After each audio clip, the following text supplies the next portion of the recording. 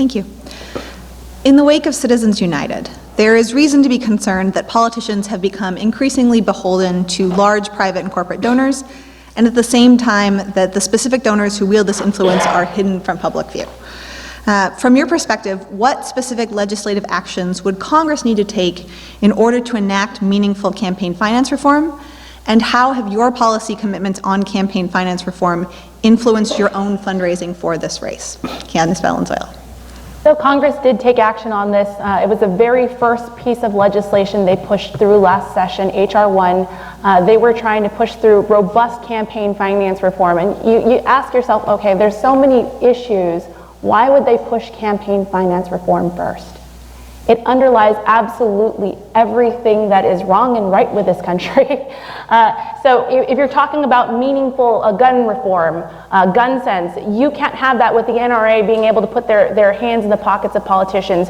And when you're talking about climate change, you can't have effective climate legislation without getting the big oil companies out of the pockets of most of these politicians. When you're talking about healthcare, big pharma, big insurance companies, all of this comes down to campaign finance reform. And so one of the things that I strongly champion is, well, one, I'm not taking any corporate PAC money, but the other thing is that we need to start looking at options that brings campaign finance back to the people of the district and not to shady outside corporations, because they have an outsized influence in Texas and our politicians are not representing Texans. Jan McDowell. I totally agree with what Candace had to say there. I am the only candidate here who signed a pledge by the group American Promise that's pushing for the 28th Amendment to the Constitution to get big dark money out of politics. My only qualm with them is I really don't want the 28th Amendment to be that. I want the 28th Amendment to be the Equal Rights Amendment, and then I'll support the American Promise to be the 29th Amendment to our Constitution. I object to the whole picture concept idea of dialing for dollars, which is what our Congress members do, what candidates do. I have pushed back on that by making that less of a focus in my campaign. I know that when votes are cast, we count up the votes and not the dollars. And if there are people who support my candidacy who are not the people who either have the money to donate or who political donations are not on their radar screen, that's kind of my tribe. I think people want to know that their representatives in Congress are all about doing the job and not spending their time in office or campaigning for office and raising money. I don't believe that that should be the guts of a campaign. Kim Olson. Well, I got to visit with End Citizens United when I went to DC, and it's a big hill to climb is to repeal that. And I agree with my colleagues and have done very much what most Democrats have done, which is refuse corporate PAC money. You know, when I was on the trail at the Ag Commissioner, I learned a lot when you're out in the rural areas. And I remember visiting with an individual who owned a large swath of land, and he was trying to put it back into its native habitat. And we were talking about donating money. And he reminded me of something. He was going to run for office because he felt very strongly about the environment in Texas and taking basically prairie grass back into its normal stance. And one of his friends said, you know, with all that money, he said, you shouldn't run, you should just buy yourself a politician. And I'm pausing for dramatic effect because that's really what it's like. When you take corporate PAC dollars, when you take large sums of money, they will come knocking on your door the day you get sworn in, and then it's payback. So I think it's really important that those of us that go to Congress aren't beholden to anyone except for the people that we represent. And I still have on my board a $5 check some woman wrote me in pretty shaky handwriting, which reminds me and humbles me that this woman gave me this money, and I work just as hard for her as I do for the person who will max out to this campaign. Sam Vega. Taking dark money out of politics is, I think, a goal of all of ours, and something we need to enact immediately if possible. One of the things that, to Candace's point, that all of this is connected, right? If you're a corporation, you're trying to buy a politician that will give you the best deal and wherever you want that, right? And all of it is tied to a system that is fundamentally broken.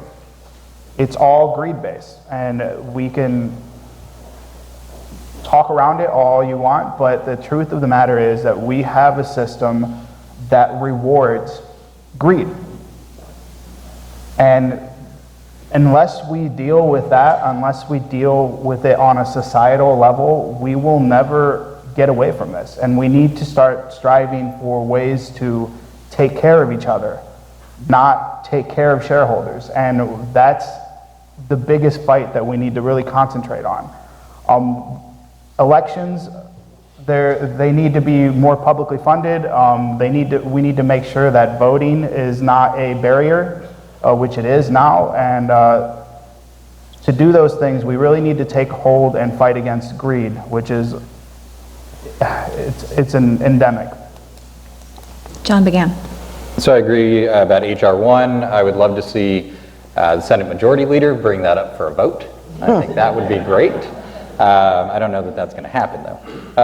I also agree about a constitutional amendment. I believe I was after you, Jan, but I have signed the American Promise Pledge as well, so I have joined you in that. Yeah. I am also a huge proponent of public financing of campaigns.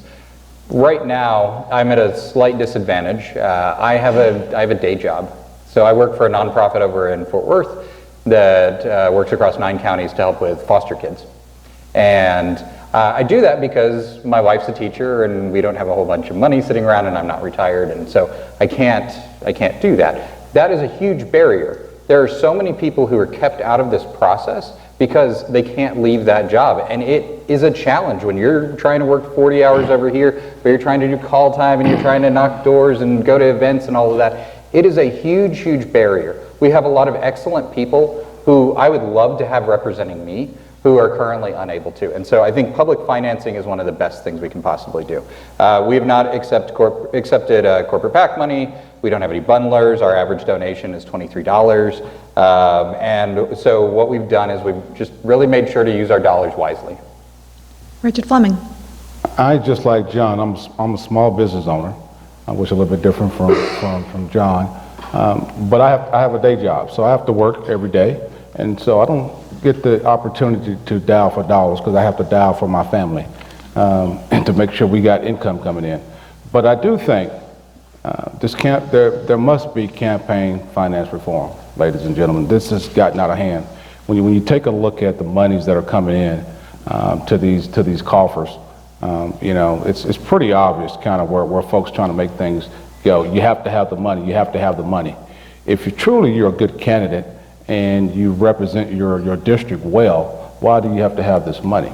And then, most definitely we need to make sure we repeal the Citizens United. We have to do that. And then lastly, I think that my proposal for campaign finance reform is that every congressional candidate should be able to raise a maximum of $150,000, and it must be raised from his district. That way we keep outside interest at bay, and at the same time we keep everybody on the equal level playing field. And so that's my proposal for campaign finance reform.